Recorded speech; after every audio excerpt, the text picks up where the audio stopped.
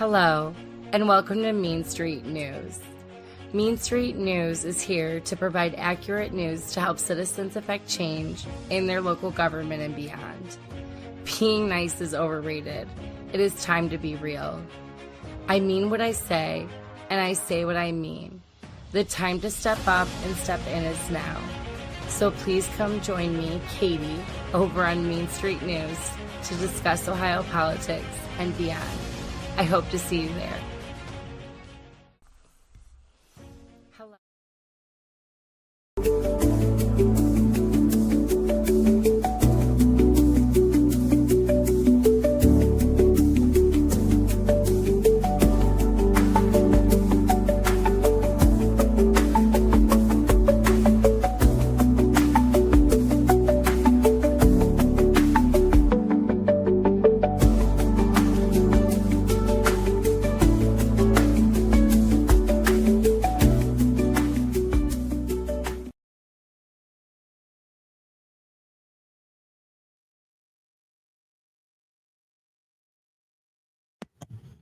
Hello and welcome to Mean Street News. If you are returning, welcome back. And if you're new here, hello, I'm Katie.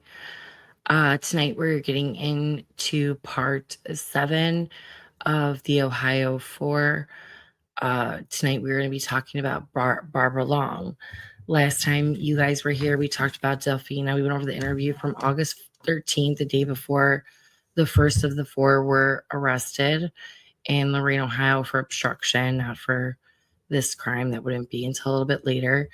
Leavenworth was arrested the next day. Delphina Geis was his girlfriend, and we heard that interview. If you're new here, we are talking about the Ohio 4 men that were wrongfully convicted, what I believe wrongfully convicted of the murder of Marsha Blakely, and never convicted for the murder of Floyd Epps, even though the police at the time thought the 2 crimes were related due to them being roommates and everything like that. So last time we talked about Delphina Geis and what she said about, the Ford of the detective was pretty convincing that, nothing was going on there. And before we get to her interview, I wanted to pause and have you guys listen to Barbara Long. Now, Barbara Long came in on August 21st. It was after all the initial interviews were done, which is Willie Mincy, the boyfriend that was with her the night of last person to see her, was with her at 2 a.m. They were arguing, who knows about what. Multiple witnesses saw them together. Gwen Mincy, who is Willie Mincy's sister, also saw Willie that night, later in the night.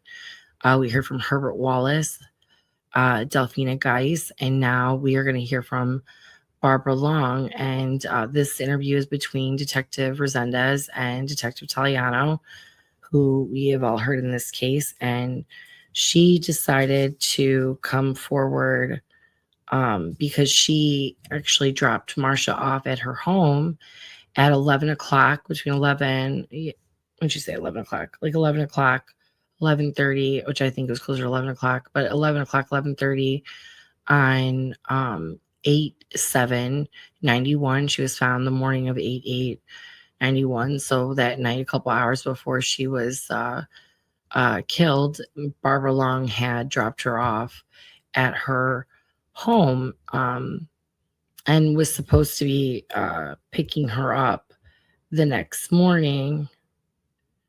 You didn't mess this up. It's at 10:55, about 10:55. The next morning, she was going to, because she said she was going to bed. Yeah, it was 11 o'clock. The next morning, about 11:30, she was going to pick her, 10 o'clock the next morning. 10, I can't remember my handwriting sometimes. 11 o'clock the next morning, she was going to pick her up and take her out to Elyria with her. And go see her out to the west side of Lorraine, go see her kids again. And then she was going out to Elyria. So she actually showed up at the house the next morning at 11 o'clock, walked in, saw Marsha's shoe by the bed and her purse by the front door. So I want you guys, she was like a godmother to Marsha. Marsha's dad had died the year previous, and her mother the 2 years previous. And ever since her parents died, Barbara Long kind of looked out for Marsha and, just talked to her and was there for her as a friend. Clearly, she knew the family. But tonight, we're not going to do anything extra. We're going to get right into this interview because I want you guys to hear from Barbara. I probably should have opened it before, but I didn't. So, oh well.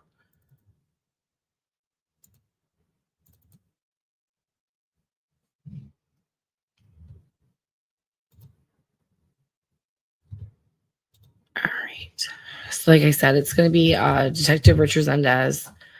And this is at 3:48 p.m. on August 21st, 1991.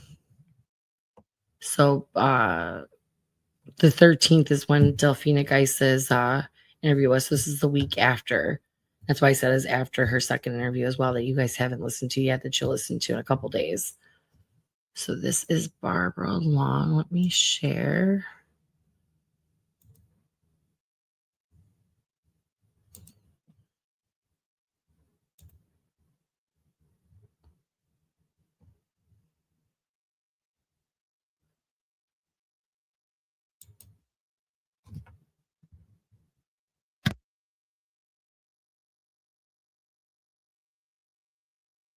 Today's Wednesday, August 21st, 1991. It's about 3:48 p.m. in the afternoon. Interview with Barbara. B-A-R-B-A-R-A. Yes. Long, L-O-N-G. How old are you, Barbara? 42. And your address? 1293, Massachusetts. And your date of birth? 3749. 49. And your social security number? 2525. Okay, you're down here, obviously, because we're investigating 2 homicides, that of Marsha Blakely and Floyd Epps. You related to our record room officer, Patrolman Barrios, that she had some information about things that happened prior to. Yes. We're talking on Wednesday, it would be August 7th, and to the early morning hours of Thursday, August 8th. What do you know there? Marsha had been with me all day. It was the anniversary of her father's death. Are you and Marsha related somehow? I babysitted for her mother. I had taken care of all of them at one time or another during their lives. You babysitted for Marsha's mother? Yeah. Okay. And she was like my child since her mother had died last year. Mm-hmm.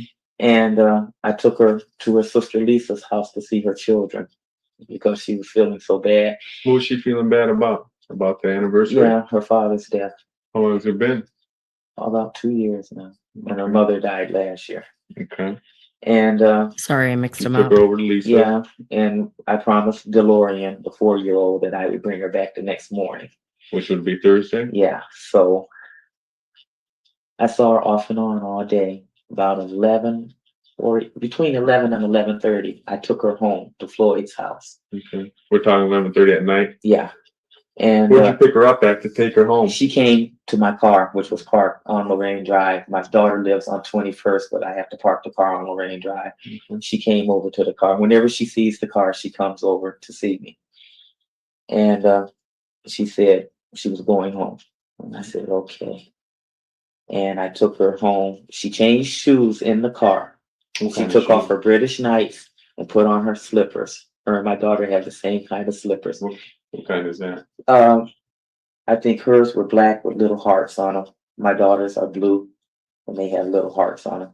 She said, I'm leaving the shoes in the car because I'm in for the night. I'm not going anywhere else. Her British Knight, she was leaving in the car. She said, because you're coming in the morning at 11 o'clock. I said, right. She said, okay, I'm leaving the shoes because I'm in for the night. Sometimes I would sit out in the car and talk to her. that night, I think we talked for about 5 or 10 minutes, and I said, make sure you stay in for the night, like you said. She said, of course I am. I don't have my shoes. Was she straight? I know she had drugs that day. I don't know how much. And Excuse me. I told her goodbye. I went back over on Lorraine Drive. I talked to my daughter, and then I said, let's go to the car wash. That's what I don't understand. We stayed at the car wash till almost 1 o'clock because we were clowning around washing the car. And I keep feeling that it happened while we were there at the car wash. It's awful. And then about 11:05, we were at Floyd's house. And I blew the horn because usually if I blew the horn, she came out. She didn't come out. Did not. You know. So I sent my daughter to the door and said, knock on the door and see if she's woke. The door was open. My daughter opened the storm door and she said, nobody's here. Her purse is here. One of her house shoes is here. And I never thought anything about the one shoe being there. I totally forgot about her shoes being in there. Now, I want to remind you all, Marsha was found at 9:18 in the morning. So she went to Marsha's house at 11 a.m. and maybe a little after, but about 11 a.m. And her daughter went to the screen door. They honked. Marsha wasn't home. Daughter went to the screen door, and she brings up the shoe because the missing, there was a shoe missing at the crime scene. Marsha had one of her slippers on, but not the other one.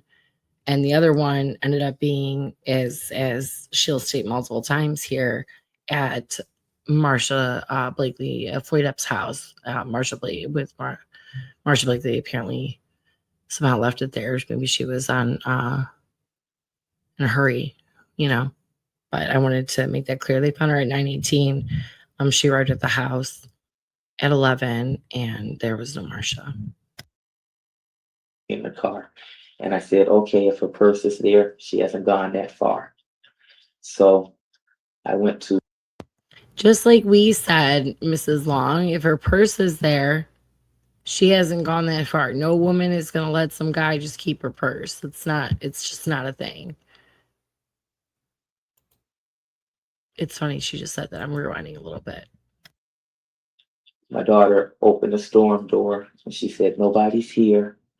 Her purse is here. One of her house shoes is here. And I never thought anything about the one shoe being there. I totally forgot about her shoes being in the car. And I said, okay, if her purse is there, she hasn't gone that far. So I went to a couple of people's houses and they said they hadn't seen her. I went back, went to the door again. And that's when we noticed that the mattress was half off the bed. But that didn't bother me either. None of this bothered me for some reason. But I knew if the purse was there, she hadn't gone that far. And I took some girl to Elyria to pick up her food stamps. And when I got back, that's when I found out it had happened. And Timmy told me that the purse and the shoe were not there. And they were there at 11:05. They were in that house. So my daughter can vouch for that. Okay, you told me a lot of things. I wonder why Tim Blakely said the purse and the shoe were not there. Maybe that's just talk, but she's very clear that they were there when she was. And I didn't want to interrupt you, but what I want to do is go back and sort of take this piece by piece. Okay. Now, you said you were over on Lorraine Drive. Yeah, right at the corner. What time did you drop Marsha off at her sister's? No, I didn't drop her off. I took her across the bridge To the east side. about 3 or 4 in the afternoon. We're talking about her sister Lisa. Yes, and we stayed for maybe a half an hour. Okay. And I brought her back To the west side. Okay. And you said you were over there half an hour, 3 or 4. Yeah. So from roughly 5 p.m. Yeah. I saw her off and on. Over around Lorraine Drive area? Yeah. Because I dropped her off at Dale Farms store. Okay. It sits right there on the corner. And I parked right there on Lorraine Drive because the house is on 21st Street. Mm-hmm. And what time was that? It was that you dropped her off at Dale Farms? Probably around 4. Okay. And I saw her off and on all day. Okay. because she was running back and forth. And whenever she'd come over, you know, because we were usually sitting on the car and talk a little bit and say, "I'll be back." You know, sometimes she wouldn't come back. Most of the time she would. And she knew that I usually left going back across the bridge between 11, 11:30, 12 o'clock. So like I said, it was between 11 and 11:30 when I dropped her off at Floyd's because she said she was in for the night. Okay. I asked you, was she straight? You know, and you indicated that she had been smoking some crack Yeah, that day. yeah. Like I said, she was running back and forth from the street. The strip. Yeah, Marshall Reeves, whatever that street is, and going back to Floyd's house. Okay. When you dropped her off at 11:05, 11:10 p.m., was she beat up? Was she No. scared? What kind of state of She was mind was she fine. in? I mean, she wasn't like high, you know, crazy high. She was fine. Just plain old Mark. Yeah, and she changed her shoes because she was in for the night. She said, "I'm leaving the shoes in your car because you'll be here at 11 in the morning." What was she wearing? Jeans and a blue shirt. Okay. Pull up sweatshirt, pull over. Just a shirt that buttoned down the front. Okay. And she had her purse and the slippers. The slippers, I'm almost sure, were black with white hearts. But you put them both on. Yeah. And you dropped her off at Floyd's? Yeah. Was Floyd there? I don't know. I didn't go in. I just drop her off usually. And I wait until she goes in the house and then I pulled off. Did she go in? Yeah, she went in the house. Like I said she was in for the night. And I waited till she got in the house and I went back to Lorraine Drive. My daughter and I talked for maybe a half an hour and I said, "Let's go wash the car." And we went up to the car wash and we didn't leave the car wash till probably 1:45. The car wash on the Right, road? yeah. And then I came back and I left about 3 in the morning because we were sitting in the car cleaning it out and talking, and it was about 3 because I kept saying, "I don't believe I'm sitting here." And it was about 11:05 when I got there the next morning. And that's when I blew the horn for Marsha.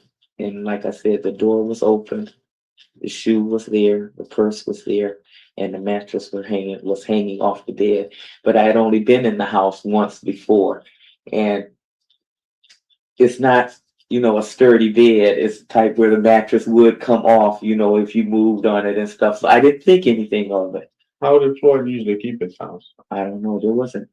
The one time I was in there was a chair against one wall. Marsha had like 2 pads, maybe couch cushions on the floor and a sheet.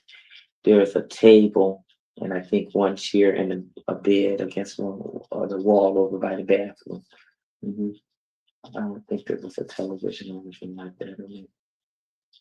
Because I had only been in once. Did you see the purse in the house? The purse was sitting there. Where? By the door. Like it had just been dropped on the floor, you know, and the shoe was laying over by the bed more or less. My daughter can explain the position of the shoe and the purse better than I can. Because I was just thinking the purse is here, she hasn't gone far. Did you know anything about the shoe and purse? No. Prior to? Or why does that stand out in your mind? Because she never went anywhere without her purse. I mean, no matter what time of day or night you saw Marsha, she always had her purse. And when I saw the purse on the floor, I figured she was in the neighborhood because she never went anywhere without it. And I told my daughter, I said, "Well, the purse is here. She hasn't gone that far." So I went to 3 people's house that I knew she usually would go to during the morning hours to see if she was there because she knew I was coming. And none of them had seen her either, but nothing like that occurred to me. I mean, the shoe didn't even register because I had forgot her shoes were in the car. Okay. And seeing the one house shoe didn't even register. But you saw this one house the shoe. shoe and the purse were there. And who said that it wasn't there? Mark said that the shoe and the purse weren't there. Mark who? Blakely, her Yeah. twin brother. Okay. What time was he there? No, he said that some police officer told him the shoe and the purse weren't there. Okay. But it So Mark Blakely is her twin brother, and apparently he told the police that, or the police had told him that her shoe and her purse were not at the apartment.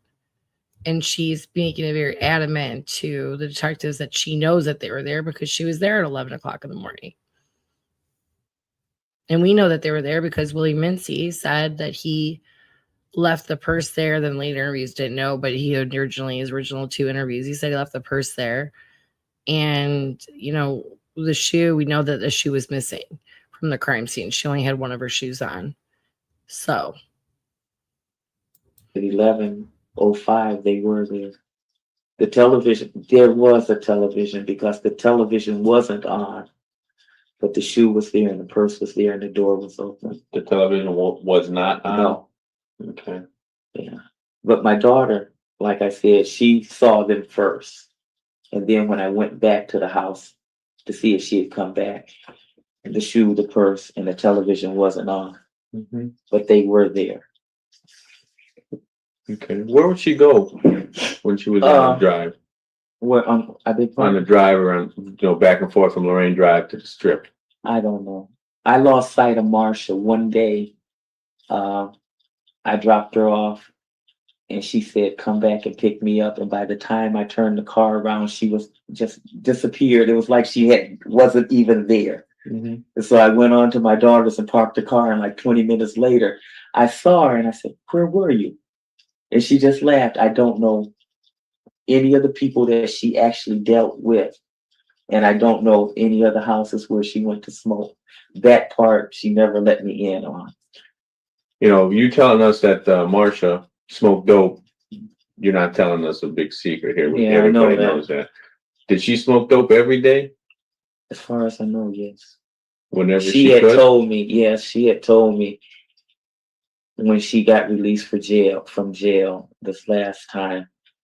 And I saw her and I said, how long have you been out? She said, a half an hour, and I'm going over here.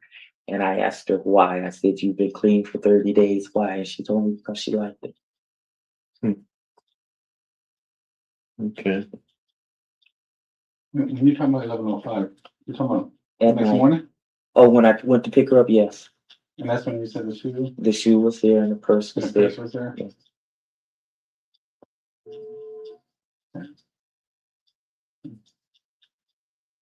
That's Resendez After or you got your Rivera, car but washed, I think you Resendez. dropped her off. No, my daughter and I washed the car. I had already taken Marsha home before Yeah. we washed the car. Yeah. You dropped her off at Floyd's and then you went to the car wash. Yeah. Okay. It was about a half an hour after I dropped her off when we decided to wash the car. Okay. Then after you washed the car, you went back over around Lorraine Drive to roughly to my 3. daughter's house. Yes. I think What's that's what's your daughter's address? something like 2210 What's her name? Shina Barnett. West 21st. I think it's 2210. That's why I had forgotten about the shoes, because when we were cleaning the car, she took the shoes and put them in the trunk with all the other stuff that needed to be in the trunk. Who did? My daughter, because she asked whose shoes they were. And I said, Marsha's. And she said, I'm putting them in the trunk. The British Knights? Yeah. Were you outside from the time you dropped her off? You washed your car and cleaned your Yeah, car? we sat in the car. You didn't see? No, that's what bothers me so much, because I figure if it happened at that time, we were at the car wash right across the tracks, but there was no noise or anything, and we didn't leave the car wash till like 1:45. Did you see any cars? No, That were... nothing. Nobody turned that corner. 2 cars came into the car wash. One was a truck, one was a car, but no heavy traffic at all. What about to the rear of the plaza? No, there were no lights or Notice- anything. We notice didn't notice anything. Nothing unusual happened while we were at the car wash, because we came back and we were cleaning the windows, And then we just sat in the car, like I said, till about 3 o'clock in the morning. And even when I got there the next morning, 2 police cars came by and a detective's car. And I kept thinking, there's a lot of police out here this morning. And when I left to take this girl to Elyria for her food stamps, we went, because my mother lives in Marshall Apartments, and there were a lot of police cars there. And I said, they're after somebody, but I didn't find out until we got back from Elyria, and that was almost 1 o'clock in the afternoon. When you dropped Marsha off that evening, you say you dropped her off at Floyd's. Mhm. Did you see anybody around? No, You know, if you know Floyd's house, Right. there's a couch. yeah, sitting in the yard. Right. There was nobody out, nobody at all. Because usually if I took her to Floyd's, it was always before 12, before Willie got off work. Willie, her boyfriend. Yeah, Mincy, What was the relationship between them? on and off. Was it on? Yeah, kind of for a while. For about 2 weeks it had been on. Now she's saying Willie Mincy and Gwen's relationship, they were on and off, but the previous 2 weeks to, this date before she was murdered, they were on. But Willie Mincy said they hadn't been also talking because they were fighting about stuff. So, and like Marsha even said to Willie Mincy, don't, come down to a Floyd Epps on your bullshit. Clearly they were in, they were heading into an off stage, apparently, I think. So now this next part is important.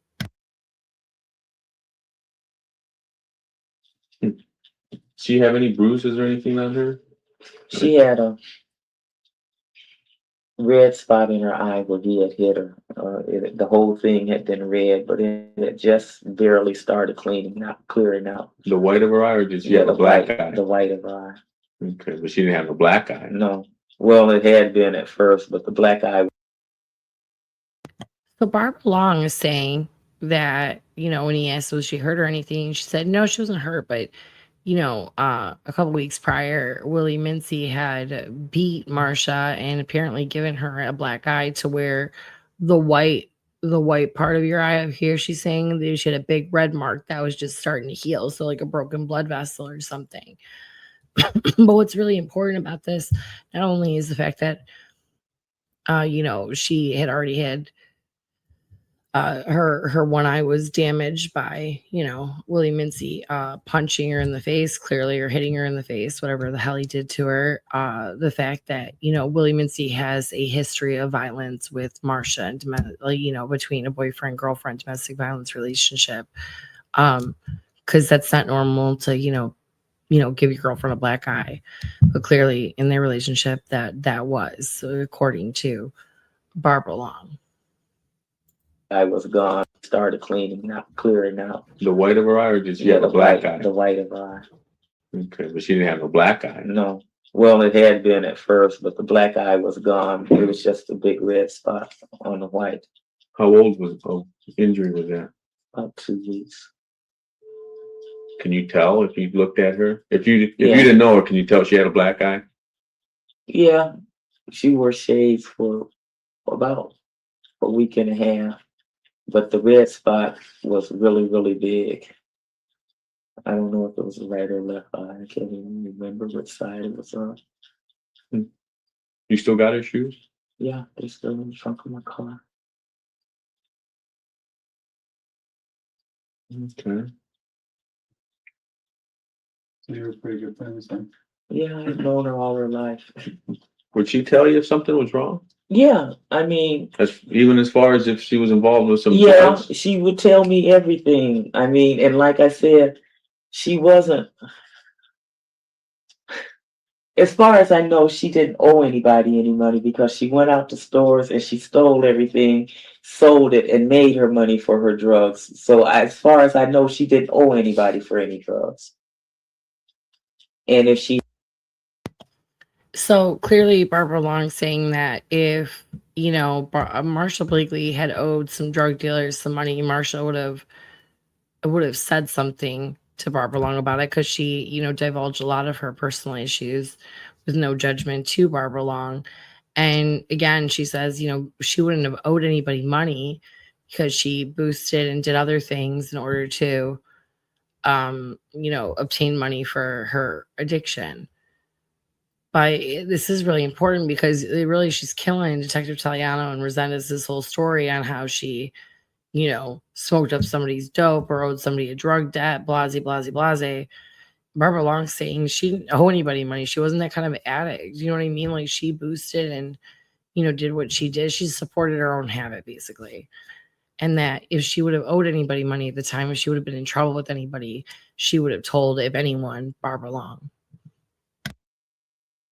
She had, I think she would have told me, paid her money for her drugs. So as far as I know, she didn't owe anybody for any drugs. And if she had, I think she would have told me. She would have told somebody. She didn't say anything ever. And after I had taken her to see DeLorean, her spirits got up higher. She was more or less happy for the rest of the day. And she knew I was coming the next morning to pick her up. She never mentioned that she was in fear of anybody that No, lived on Reeves Avenue or No. anything?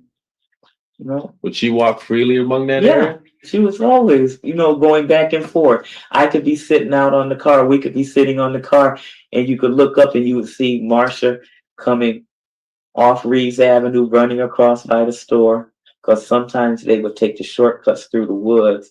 And I see her on and off all day. And as far as I know, nobody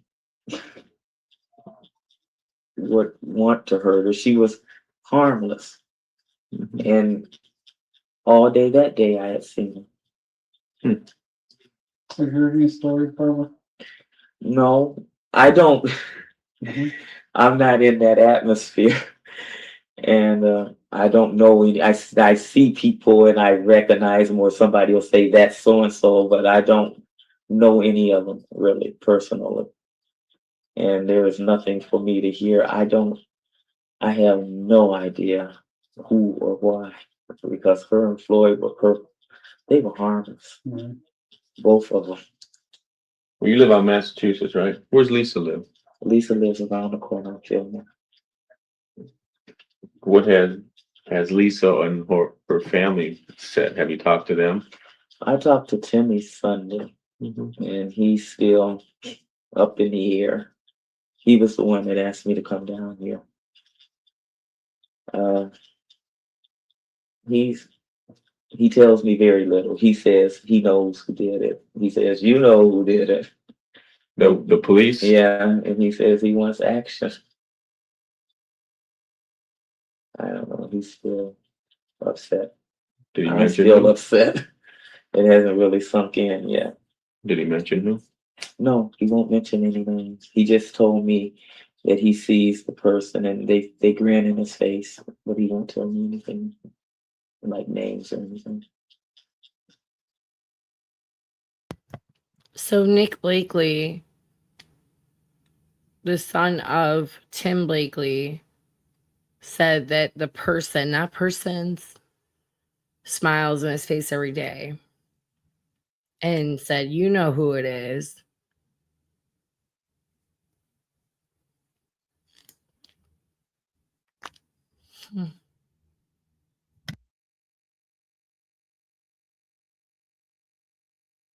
Willie, the boyfriend.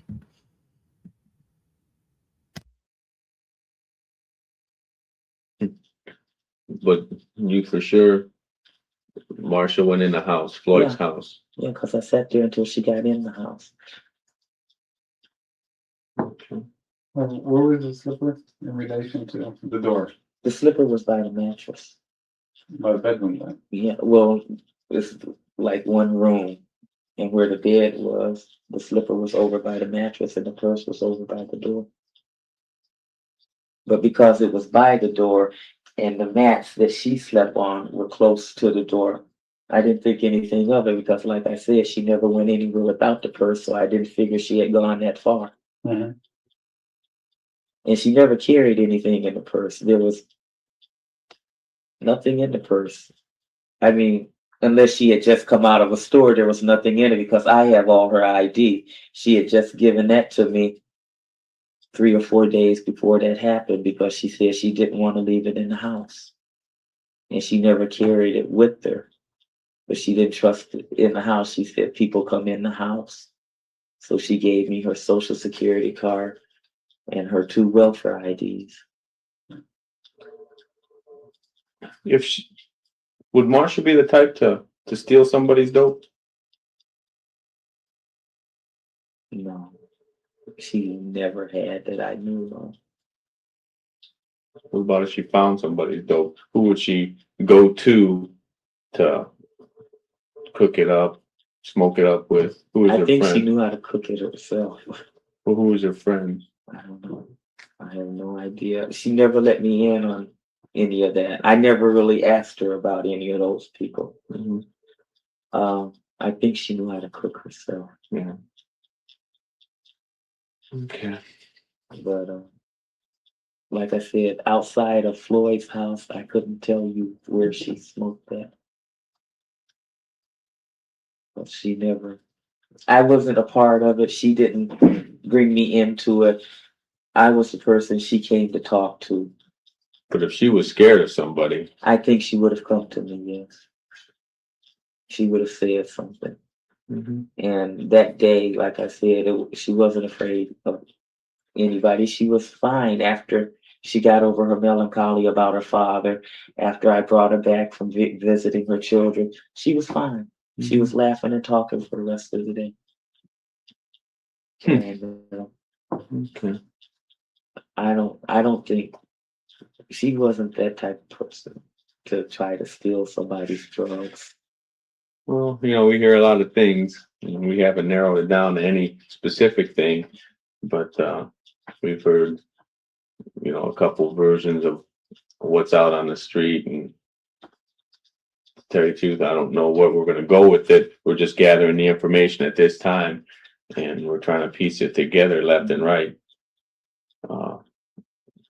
Up until this point, we haven't been able to, at least nobody has come forward besides yourself, but now and say, okay, she was here at this time and I dropped her off at this time, So, that's completely untrue. That is a lie. Resendez. That is Resendez talking, by the way. That is a lie. Because Willie Mincy said, I was with her that night until 2 in the morning. I was with her. I saw her outside of my mom's house. Mary Jane Gonzalez saw her 12:30. Gwen Mincy says that she saw her and Willie arguing on the corner around 12 and then saw him later that night as well. So no one's come forward and you don't know where you're going to go with this yet? Is that because you already know that you're going to plan on framing, Lenny, who's now sitting in jail, and Shakim and, Ian and Al? You'll have 4. So you're not really concerned about solving this murder. You're more concerned about, who you want to set up. Because saying that no witnesses come forward, that's bullshit. That's bullshit. You know who was with her. You know who fled when you showed up to their house. You know who lied and made up stories about the Detroit, the Cubans, the Puerto Ricans, now the New York, who didn't even know the New York people's names, and they know the name if they know them. No, I do, I don't know. All the different stories. Said that Marsha had a knife in her purse. Said that Marsha and him were fighting. She said, don't come down to Floyd's. He went there anyways. Had a breakdown during his interview, crying, I shouldn't have gone down there. I shouldn't have gone down there that night because you killed her. This woman was outside at the car wash where it's actually like north of where the body was dumped. Saw nobody until 1 o'clock in the morning. Then she was on West 21st in front of her daughter's house and saw and heard nothing till about 3 in the morning. According to the next person after Delphina that we're going to listen to, this all happened at 11 o'clock. Well, Barbara Long dropped off Marsha at Floyd Epps' house at 11 o'clock. So how did this beating occur with the Ohio 4, according to this fake witness that you guys are going to hear about, if she was dropped off there?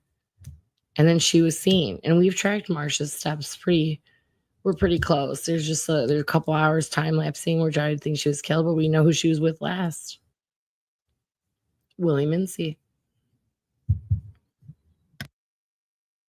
So your information, is going to come inside yourself now and say, okay, she was here at this time and I dropped her off at this time,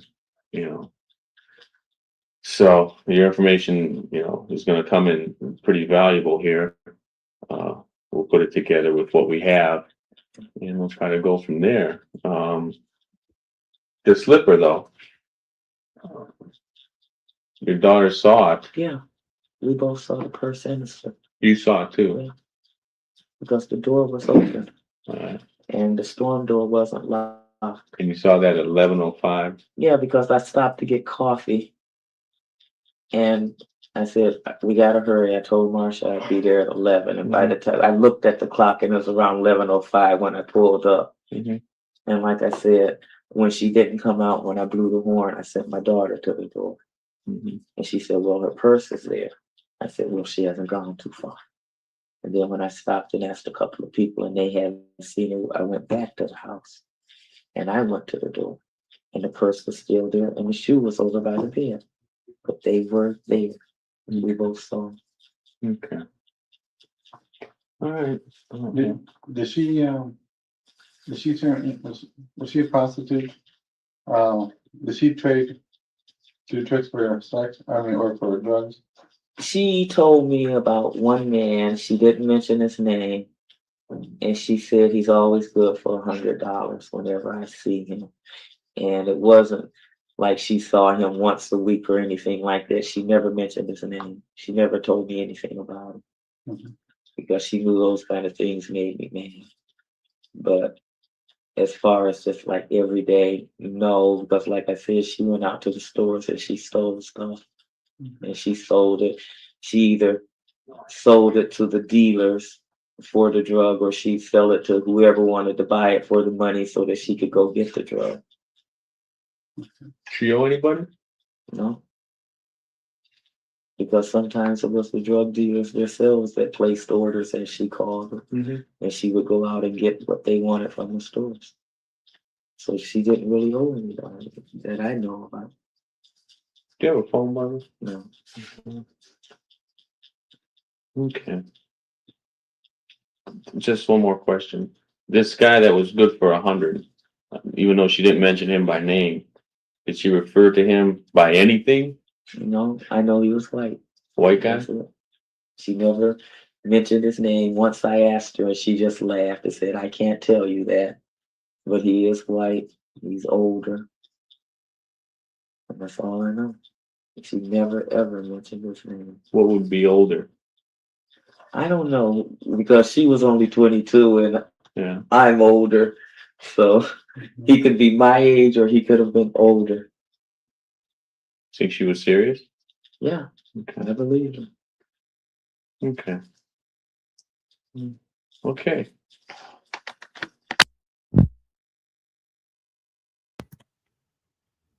And that was the interview of Barbara Long. Now, our takeaways from that interview. What are our takeaways? One, Willie Mincy has a history of violence towards Marsha Blakely due to what Barbara Long stated regarding her eye and how red it was in the inside because it had been black the week before. So, history of violence. We also now, hold on. Okay.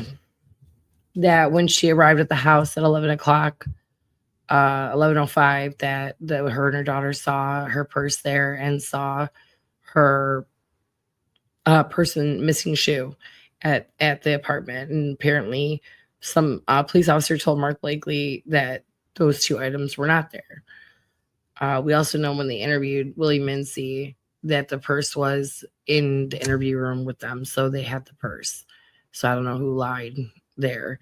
Anyways, took Marsha that day to her sister's house and brought her back between 11 and 11:30, then went and sat at the car wash, which is a little north of where the body was dumped, for till about 1 o'clock in the morning, 1:45, and then went and sat on 21st Street, which is right there as well, in the car with her daughter till 3 a.m. and didn't hear anything suspicious, didn't see anything suspicious. That's interesting. And the fact that she said multiple times, not once, not twice, but about 3 to 4 times, that Marsha never went anywhere without her purse. So when she saw her purse there, that she said, "Oh, Marsha hasn't gone far," because her purse is there, like we stated previously. What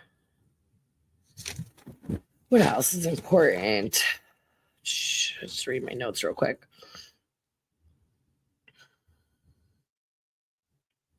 She found out about 1 o'clock that Marsha was dead after she got back from Illyria. But we should have red spot in her eye, black eye from Willie. Willie and her were on and off, and they were currently, according to Barbara Long, on, but they were also fighting.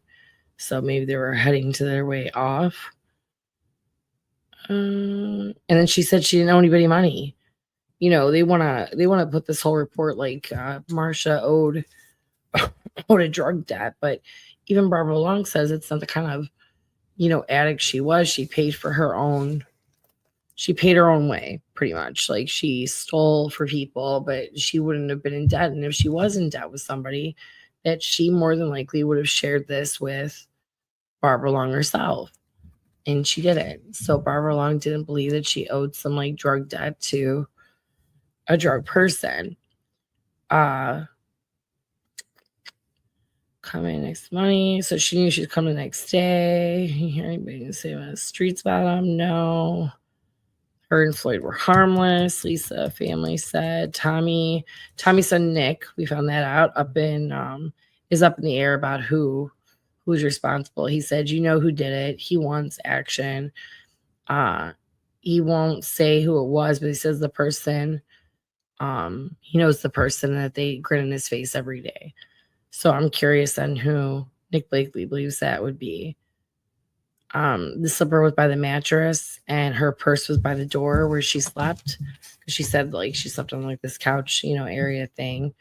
And also said, Barbara Long said, if Marsha was scared of somebody, she would tell me. Of all people, she would tell me. No one, and then the biggest thing too is Rosenda says no one has come forward besides you to tell us where she was at what time. And we know that's a lie because the Willie Mincy said that he was with her at 2 a.m. and he was the last person to be with her. And yeah. How about both doors were open? The storm door was open, the back door was open, both doors were open. But what I found really interesting is both doors were open, but both bodies had keys on them. Well, you don't carry a key around if you leave your door open. You know what I mean? Floyd Epps wouldn't have a key on him, nor would Marsha, but they both had keys on them at their crime scene. So clearly, whatever. So we know Barbara Long dropped her off at 11:30. We know Charlton saw her at about 11:45, about 15 minutes later. She was going to turn and trick for some crack, so clearly she's probably coming down. We know that Mary Jane Gonzalez saw her between 12 and 12:30. I'm thinking it's more closer to 12:30. We know Willie Mincy was with her, said that he was with her at 2 o'clock. And we know Gwen puts Willie Mincy with her at 12:30. And after 2 a.m., we clearly don't know what happened because Willie said that she just walked off and got in front of him and she never saw her again. I don't believe that. I don't believe that one bit. I think things escalated and I think they turned wrong. But anyways, next episode, we are going to go off the second interview of Delphina Geis, who is the girlfriend of Lenworth Edwards. Now, when I say girlfriend, I use that term very loosely. She was also at the same time sleeping with Shakim on and off, and she had previously been with Ian Davis. So 3 of the 4 she had been with. He was staying on and off at her house, so they were on and off hooking up, whatever. But yeah. I don't think it was super serious. But the second interview we're going to go over, and before we go over that, we're going to go over the murder map that I made. I get to actually make a murder map. I made one for my RICO case for the state auditor's investigation, the radio investigation I did. I made one now for this case, and we're gonna go over that, talk about all the characters before we introduce. We kind of go over, a synopsis of a timeline of what happened, my theory on what happened, because I think I know who really also fueled this, not only Willie Mincy, but someone else that we have been talking about. But you all stay focused, Lorain County. I also, at the end of this, I want to share, I will be posting a GoFundMe. My friend Jonte Lane, who is from Lorain, since we're talking about Lorain here, she suffered a mini stroke on Thursday and due to an unruptured brain aneurysm. And I am helping raise some money helping her brother raise some money through a GoFundMe for her recovery fund. She's going to be in the hospital for the next 3 weeks. And after that, she's going to have to be going to therapy. We don't know yet, how severe the stroke, how much damage the stroke did. So she's just being in the hospital being assessed. Even if you cannot donate to the GoFundMe, please just say your prayers for Jonte Lane. She's a lifelong resident of Lorain. She's one of my very close and best friends, and she would do anything for anybody, give the shirt off her back to anyone, and is just genuinely a good person. And she doesn't deserve to be going through all these health issues, but you can't control what happens in your life. And like I said, I'm going to put underneath this episode the GoFundMe link if you would be willing to donate. If not, just say a prayer for Jonte Lane that she has a safe and speedy recovery from her, and hopefully regains all of her, fine and gross motor skills, and is able to walk and not some long-lasting damage. But as I said, we don't know yet. So stay focused, Lorraine, and I will talk to you all soon. And tomorrow we will be posting the Delphina Geis interview. And if you have any questions or anything, shoot me an email. I will talk to you all soon. Thank you. Have a good night.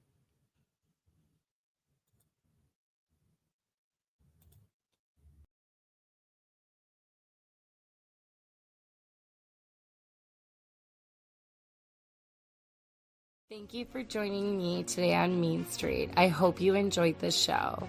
I would greatly appreciate it if you would consider supporting our work and supporting my effort. You can support directly underneath at the Spotify donations, or you can directly give a donation at paypal.me/Mean Street, Ohio. Any donation received will help me continue to provide news to you and everyone else across Ohio and beyond. I love what I do, and I just hope to continue to do it. Thank you so much, and you have a wonderful day.